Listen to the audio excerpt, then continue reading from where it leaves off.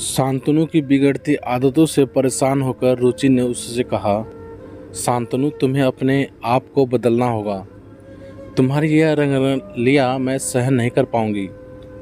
तुम्हें क्या लगता है मुझे कुछ पता नहीं? क्या मेरे साथ कोई कमी रह जाती है जो बाहर उसे पूरी करने जाते हो? शांतनु ने नाराजगी दिखाते हुए कहा, तुम मेरी पत्नी हो रुचि, और तुम्हें जो चाहिए वो सब मिल रहा है। घर के बाहर मैं क्या करता हूँ उससे तुम्हें कोई सरोकार नहीं होना चाहिए। मैं तुम्हारा गुलाम नहीं। तुम मुझसे आज़ादी आज़ादी नहीं छीन सकती।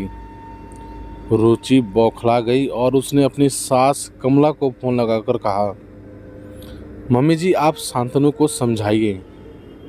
वो हर रात देरी से घर आता है। मुझे लगता है उसका किसी स्त्री के साथ अवैध संबंध है। यह मेरा अपमान है। कमला ने कहा, बेटा चिंता मत करो, हम उसे अवश्य ही समझाएंगे। रुचि अब शांतनु के सुधरने की उम्मीद कर रही थी, किंतु वह बिल्कुल नहीं बदला। रुचि ने कई बार उसे घर छोड़कर जाने की धमकी भी दी, पर उसका भी शांतनु पर असर नहीं हुआ। रुचि ने परेशान होकर एक बार फिर कमला को फोन लगाकर शिकायत की।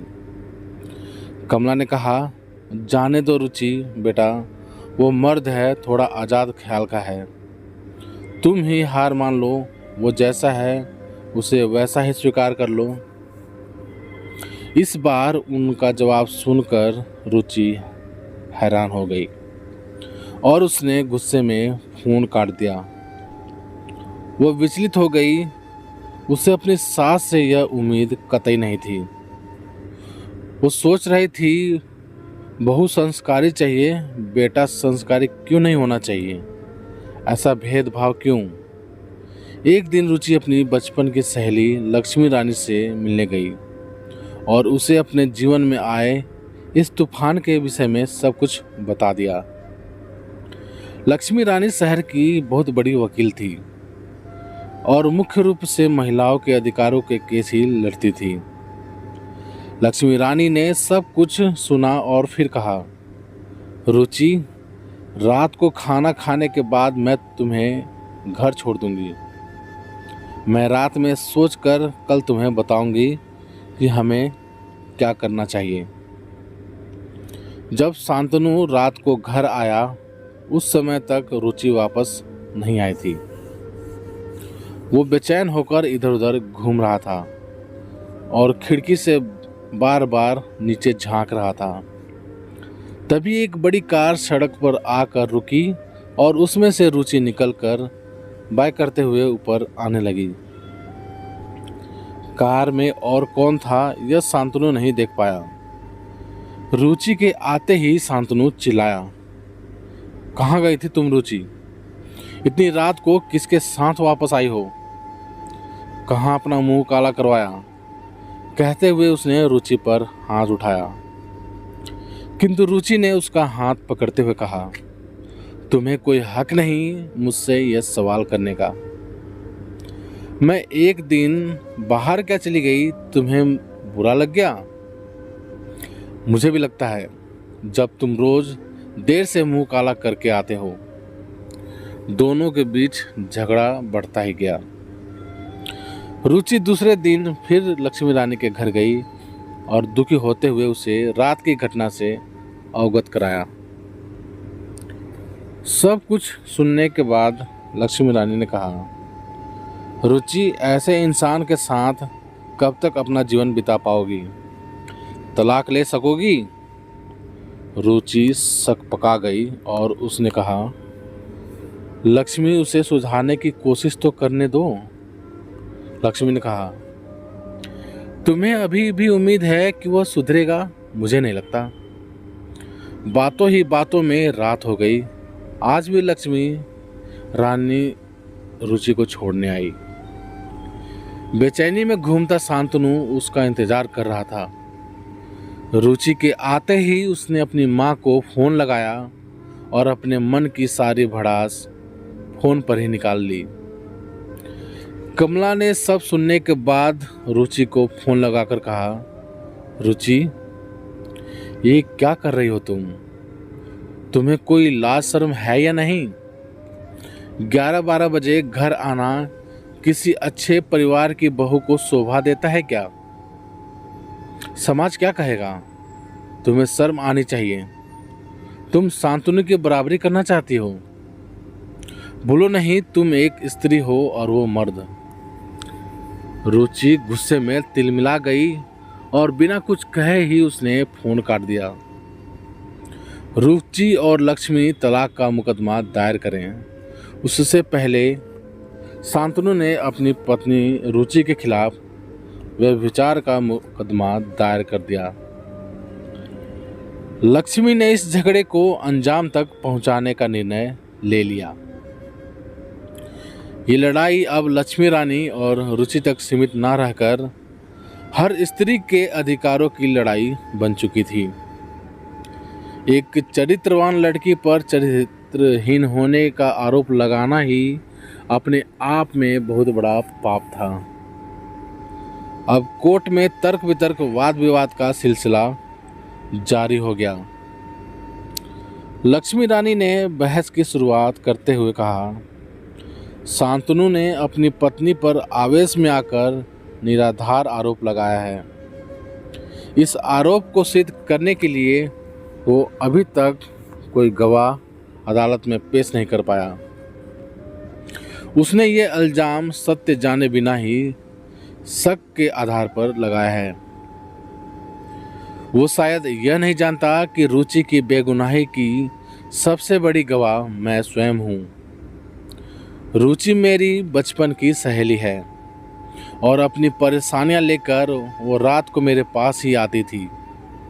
हम साथ बैठकर उसके जीवन में आई समस्या का समाधान ढूंढ रहे थे। बातें करते करते रात हो जाती थी और मैं जानबूझकर रात को देर से रुचि को छोड़ने जाती थी ताकि शांतनु को इस बात का एहसास हो कि उसके देर से आने पर रुचि कैसा महसूस करती होगी। जज साहब शांतनु तो हफ्ता भर भी सहन नहीं कर पाया और अदालत में इतना गलत इल्जाम अपनी पत्नी पर लगा दिया। लक्ष्मी रानी ने आगे कहा, हकीकत यह है कि वह स्वयं हर रोज रात को देर से घर आता है। पुरुष को यह अधिकार किसने दिया कि वो रात में रंगरंगलियां मनाकर पत्नी के पास आए और इस तरह अपनी पत्नी का अपमान करें? कौन सी नारी पति का ऐसा घिनौना व्यवहार सहन करेगी? अब जमाना बदल गया है जज साहब। स्त्री पुरुष के चरणों की धूल नहीं, बराबरी की हकदार है। आज़ादी पुरुष अकेले की धरोहर नहीं। जितनी आज़ादी पुरुष को है, स्त्री भी उतनी ही हकदार है। ये भेदभाव क्यों? ये विचारणीय है जज साहब। विरोधी पक्ष के वकील ने कहा, शर्म, हया, मान सम्मान, पतिव्रता, धर्म और इज्जत स्त्री का गहना है। यदि वही उसके पास नहीं रहा तो उसका पति समाज को क्या मुंह दिखाएगा? ऐसी पत्नी का सम्मान कैसे करेगा जज साहब? लक्ष्मी रानी ने कहा, और पुरुष का गहना क्या है? मेरे साथी वकील यह भी स्पष्ट कर दें। उनकी नज़रों में पुरुष का गहना शायद इस तरह की आज़ादी है जो शायद वह खुद भी चाहते हैं। दोनों पक्षों की बहस सुनने तथा बहुत सोचने के बाद जज ने अपना निर्णय सुनाते हुए कहा, यदि पति अपनी पत्नी को पतिव्रता चाहता है तो उसे भी अपनी पत्नी के प्रति वफादार रहना होगा। यदि वह अपने इस धर्म का पालन नहीं कर सकता तो अपनी पत्नी पर नियंत्रण करने का उसको भी कोई हक नहीं। स्त्री पुरुष दोनों को समान अधिकार हैं। वे जैसे चाहें अपना जीवन व्यतीत कर सकते हैं। व्यभिचार का कोई आरोप रुचि पर सिद्ध नहीं होता है। यह अदालत इस मुकदमे को खारिज करती है। रुचि के पक्ष में फैसला आने के उपरांत जब वह बाहर निकले तो उसकी नज़रें अपनी सास कमला से मिली। तब कमला की नज़रें अपने आप ही झुक गईं। रुचि ने उनके नज़दीक आकर पांव छुए। तब कमला ने उसे ऊपर उठाकर माफ़ी मांगते हुए कहा, बेटा, काश मैंने सही वक्त पर शांतनु को समझाया होता। उसकी बातों में ना आकर तुम पर विश्वास किया होता तो शायद यह दिन हमारे परिवार को नहीं देखना पड़ता। अच्छा ही हुआ शांतनु को अपनी गलतियों का एहसास तो कराना ही था। शायद वो अब सुधर जाए। लक्ष्मी रानी ने कमला को समझाते हुए कहा, आंटी, आपने रुचि को पहचानने में गलती कर दी। वो तो आपके बेटे को सुधारने की कोशिश कर रही थी। खैर, ये लड़ाई अब रुचि की नहीं, ये लड़ाई हमारे समाज की हर नारी के लिए